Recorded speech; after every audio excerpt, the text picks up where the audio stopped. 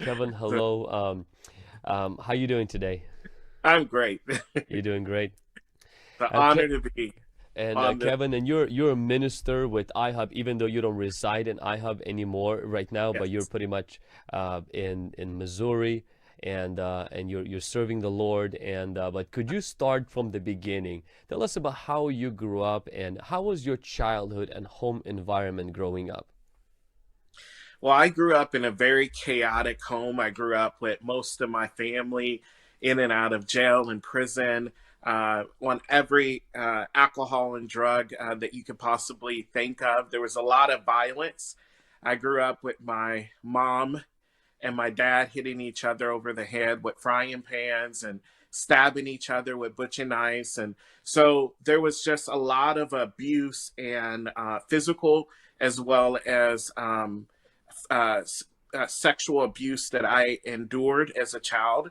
And yeah, it was just a very unsafe home. And I was taken out of my home at an early age and grew up in orphanages from that point. And so the abuse occurred with family members as well as staff members. And it just caused a lot of trauma in my life. So, yeah.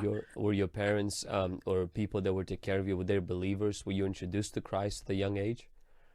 Well, as being in an African American community, a lot of people would say that they are Christian. However, Jesus is not their Lord, meaning they have not lived a life that is truly surrendered to them. So I grew up in and out of the church, but I never knew that being Christian wasn't just a name tag or a just something that we said that, but I later began to discover that it was a relationship. But the people I grew up with, including my family, they lived just like the world, but they called themselves Christians. Mm-hmm. So it was later that I discovered that it's a relationship with God. So Mm-hmm. How did the issue of wanting to be the opposite sex came into be? When did you start to discover what they would say gender dysphoria or those feelings? and it's really interesting for me because I don't ever feel like, especially back then, because this was almost 20 years ago. Mm-hmm. I don't remember ever thinking about just the word transgender, but I can tell you that I felt different. I Mm-hmm. grew up in a predominantly female environment with my mom and other women that were before I was taken out of the home at an early age. And so I grew up around other females, and it was very comfortable. And I think that I began to see it as a safe place, and I Mm-hmm. began to not too long begin to exhibit some of the same traits in my life. So I felt like it was something that um, because I was different, I began to take on influences of my environment, and I began to allow what I knew, the familiarity of just being around female, to begin to impact me more and more. And then labels from, peers and even those in the transgender community, I believe that they began to influence who my identity and who I really thought that I was because of all the confusion that I had and just being raised in such a predominantly, female, where there were females that really kind of taught me everything I knew, and there was Mm-hmm. no presence of a male to really know anything about how to be, Mm-hmm. a male in any way. So that it really affected me. So Did you have adults that helped you to like steer you from you kind of drifting into that and pretty much remind you, say, hey, you are not that. Uh, you don't decide your gender, you discover your gender, or or simply they kind of caved into the culture and the pressure of the, could you close that? Into the culture and the pressure of the culture and just kind of let you decide your own path and they affirm that. Yeah, I definitely had no real parenting. And then those that are around me, it was just their job to kind of take care of me. And Mhm. so for me, I just felt like, number one, just as growing up in the foster system, no one really wanted a Black young child. And so I think I began to just um, take on a lot of the things that I began to develop a survivor mode. And Mm. so I just began to take on what made me stick out less or what people receive me as. And then I just felt like that it morphed into something that became, transgender. But it Mhm. was through the hurt, it was through the influences that I had, that being a gentle young man, Mhm. having a high pitched voice, that society tends to label you as something. And if you've been hurt so much, you don't know. You're just looking for a sense to belong. And so, no, I didn't have anyone to kind of show me the way. And that would have helped a lot in my life. But Mhm. yeah, it was the influences and on top of the trauma that I Mhm. had been in. So, At what point did you start to identify as a transgender when you came out pretty much and said, hey, now this is not just something that I'm feeling, but this is who I am? yeah. um, again, I don't, it just kind of Just kind of happened. happened? Like I felt like for me, it's very important that people understand that it's the small foxes that destroy the vine.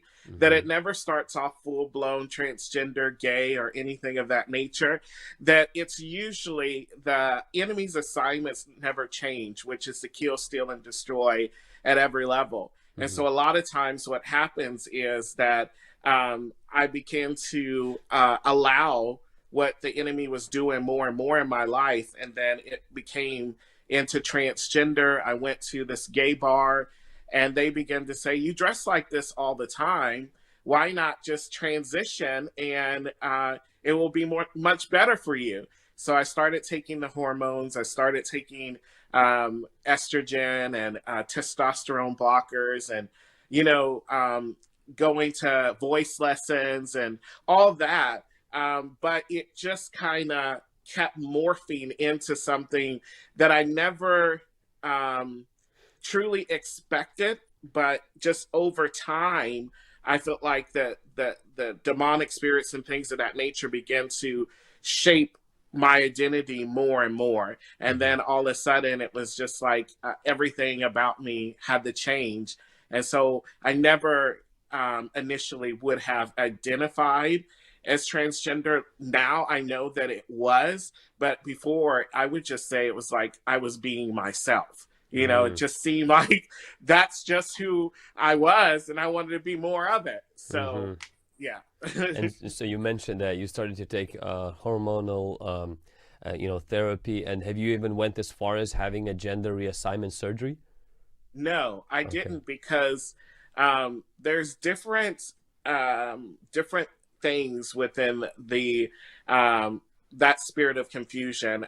Sometimes a lot of transgenders want to stay transgender because, for lack of better words, it's marketable. You're the best of both worlds. And so you're kind of seen as unique or whatever. And so you just look like a female, but you don't change certain parts. With me, because of estrogen, there were certain things that developed that you know that is a byproduct of transitioning. But yeah, so it wasn't anything that I. It was just part of, like, Mm-hmm. as I transition these different things is what I began to do the transition more. Mm-hmm. So. So how did your transformation begin?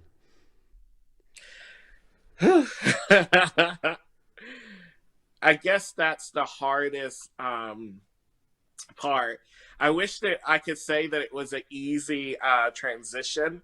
I actually got wounded by the church more than I did even in the world, and there wasn't anything I hadn't experienced really in the world. And so after just being diagnosed with every mental illness you could think of, bipolar, schizophrenia, multiple personalities. I couldn't read and write until I was my late 20s, and I learned to read and write through the Word of God. And just, through all the prostitution and the near-death experience that I had, I came to a point where I wanted to commit suicide every single day. The person I was with for 5 years was afraid to leave me alone because they thought I would end my life. And so I got to this point where I would go to the gay bar. And you have to remember, at this point, I was so fed up.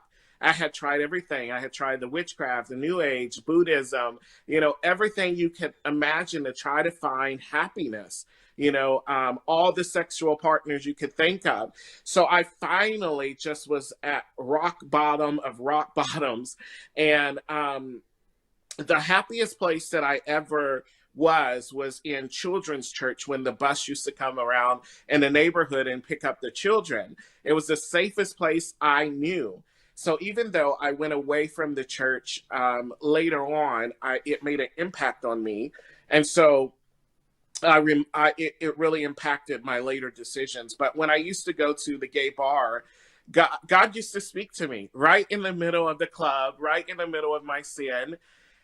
And he would say to me, "This isn't what I created you for. I have something different for you." And I think this happened 2 or 3 different times.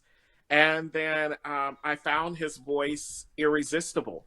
And so it was at that point, I told my family, I told the person I was with for 5 years, I couldn't live this way anymore. And I gave my life to the Lord. God was working on them at the same time. The partner I was with, they came to the Lord as well.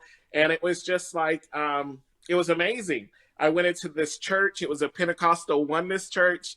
And they were holy rollers. And I came in there and this little old lady said, "Ma'am, can I pray for you?" I tried my best to look like a man at that point, but I had the estrogen level of a normal female, so I couldn't pass as a man anymore. And so I just looked like a woman trying to be a man. And so I said to the little old woman, I didn't want to hurt her feelings. I said, "I'm not a man. I'm not a woman. I'm a man." She said, "I'm so sorry. Can I pray for you, sir?" She prayed for me and she cast out legions of demons. But all I could feel was the unconditional love of God. And so the pastor said that I was a lost cause.